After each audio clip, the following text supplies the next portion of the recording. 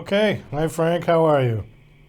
I'm good, Doug. How are you? Doing fine, thank you. Thank you for coming on the show. Nice to Of have you course. here. As we were just talking about before we got on, I've been hearing thunder in the background. So hopefully it Yes. doesn't disrupt our interview for the next 15 minutes. The sky stays. Yes. Yes. I hope we don't lose power here, which is commonplace, but hopefully we'll do okay. Well, fingers crossed we'll get through this, right? Yeah. So you've got a book out. Your book is called Lord of the Wood, and this is a Bigfoot Sasquatch book. Is that correct? Yep, that's correct. Okay. Before we get to the book, let's do a little backstory on you. Uh, Sure. did you worked in publishing? Is that correct? All my career, yeah. I had been in publishing for over 41 years. Um, I worked for a number of different corporate publishers, publishing periodicals, not publishing books as such. And then in the year 2000, started my own company, which just dealt with business to business reporting and journals and such in the vision care field, and which we called First Vision Media Group. And we had that business going for 17 years and sold it in 2017. And at that point, I decided I was going to kind of convert over to consulting and did so, consulting with a number of the companies I've been working with in my previous life, but also starting to do a little bit more writing. I had always been a writer. I grew up as a writer and wrote for my own publications, and then was also dabbling in fiction. And that's the genesis of Lord of the Wood, is that this was an idea for a fictional story about Bigfoot that had come to me, oh, maybe 20 years ago. And I was just, procrastinating and never getting around to doing it. And then finally, when the transition came with the company, I just decided, let me sit down and try to do this. And amazingly, the weight to the book came to me, as though the book had been writing itself in the back of my head all along. And after 5 years, 6 years, here we are. Did all of your experience in publishing sort of help you as to how not to write a book? Oh yeah, to some degree. I mean, certainly my experience in publishing did help. More so though was my experience in reading. I had, I'm kind of a little bit of a fiction junkie. I have my favorites, Hemingway being top of the list. But you would always run into a book or an author where you say, what could they have been thinking? That the dynamics of the book, the mechanics of the book just don't seem to work. And so you sort of learn by reading other people's mistakes to some degree. Well, right, exactly. And the fact that you were in publishing for that long, you would have had the opportunity to read lots and lots of, of Uh, yeah. more than I could even remember. Now you said periodicals, so that's what, magazines? Magazines, journals. Again, we were in the business to business space. So what we were doing was producing publications in vision care for people who were in vision care. It was sort of like community journalism, if you will. And that's where we were, and we made quite a go of it. We did quite well. I had a background in it, and I don't know, what more can you say? And as I said, we sold the business in 2017 and sort of never looked back and moved on to other things. Well, so now you've got the book. Again, the title is Lord of the Wood. Why Sasquatch? Did you actually see one? No, no, I actually never did. I was fascinated with the concept of Bigfoot. And I honestly, since I was a kid, I've been fascinated with the paranormal. I was a big science fiction fan. I love 19th century science fiction, H.G. Wells and Jules Verne. And then in the early 60s, I became an avid Twilight Zone watcher. And, the Twilight, I think I owe a lot to the Twilight Zone in the process of producing this book. Well, The Twilight Zone was probably one of the best TV shows ever produced. Oh my gosh, I think so. Yeah. I think it endures 60 years later. Oh, it's very relevant. I've got the whole collection, and Yeah. when I watch them now, it's still of its time. It's still in our time, I should say. They Oh haven't. yeah, They yeah. didn't In age. fact, there was an item in the Washington Post today about the 10 episodes of the Twilight Zone that are still most relevant. And they're the ones you would suspect would be most relevant. Well, the ones that dealt with fear, that dealt with man's insecurities, man's prejudices, those haven't changed. Not a bit. No, Yeah. no, absolutely.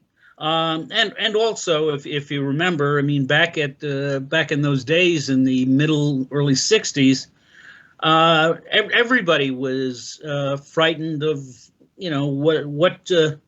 what nuclear war would be like, and the Twilight Zone played upon that big time. So, how did watching the Twilight Zone and those kind of shows, how did that affect your book? Well, it gave me a perspective about not only the Bigfoot character, and he is a character himself within the book, but also the kind of the attendant characters, and what the dismay, as you described. I mean, sort of the dismay of living in a metropolitan area of New York City and having to deal with the tribulations of daily life in New York, and having a career, and having relationships that either succeed or fail depending upon so many things, and that's really where the whole thing came from. Okay. How does this differ from other Bigfoot books? Other Bigfoot books, and I've read scores of them. Other Bigfoot books tend to either deal with Bigfoot, from almost a kind of physiological standpoint, and talk about the hominid that is Bigfoot and what that means, and they're usually written by scientists. Or if they're fiction, then the Bigfoot is a marauding beast who is savage, and all he wants to do is like rip up your camp and kill you. And my Bigfoot is nothing like that. I wanted Bigfoot to be a little bit more refined, and so my Bigfoot speaks. He smokes cigars. He drinks Olympia beer. Oh, good. And he's got a lot of opinions. Okay, well, without giving away the book, because we do want people to buy it, what does he do? I mean, what does he do in the book to consume the whole book? Essentially, the way I portrayed not only this Bigfoot, but sort of the entire species, is that they're essentially pranksters, and that they like to pull pranks on people. And so throughout the story, or throughout the body of the story, sorry about that. Yeah, that was a big one. That was a big one, yeah. Yeah. But throughout, I guess it goes with the territory Yeah, of Bigfoot. it works, Yeah, Good yeah. background. But no, throughout the body of the story, he's pranking these people who are searching for him. And there are two distinct groups that are searching. One is the group from New York City that's headed by, a former New York marketing executive, along with his ex-wife and her new boyfriend and his best friend. And they're actually being guided by a local Native American who knows the Cascade Mountains well. This all takes place in Eugene, Oregon. And then the other group is a group from the local news station, headed by the investigative reporter, the head investigative reporter there. Her name is Nemerald Emmy, and she's leading this group to film a documentary, and she's got a cryptozoologist with her and her own team, and she's a little bit tough as nails. She's one of these, take no prisoners type of people. The story basically is these two groups that go to Oregon and they look in search of the Bigfoot. Yeah. Right. And in the meantime, the Bigfoot is certainly aware of them, remains elusive, but decides he's going to play pranks on them constantly throughout the story, and that's what he does. At one point, he throws hundreds of squirrels in the air, and they land on some of the campers. At another point, two of the guys from Emerald's group are smoking pot, behind a tree, and suddenly they realize somebody's peeing on them, and that's of course Bigfoot. So it's stuff like that. Well, I think on that we're going to wind this down. We want to have people buy the book. That was a good teaser for this.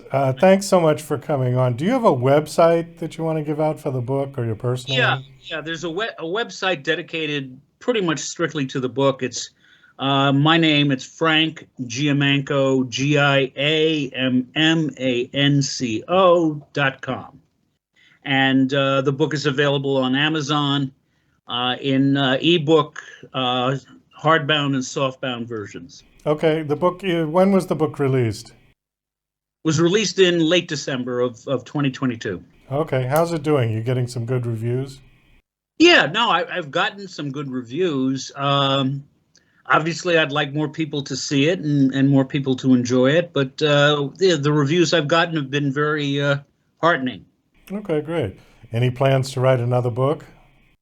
Yeah, actually, what I'm doing now is I've taken the character of Emerald Nemi out of Eugene, Oregon, and I've placed her in New York City, and now she's going to engage in another series of paranormal experiences having nothing to do with Bigfoot, but I just like her as a character. I mean, she's one of those characters that just popped into my head. I mean, many of the others are based on people I know, but she was not. She was just a complete contrivance, and I love her to death.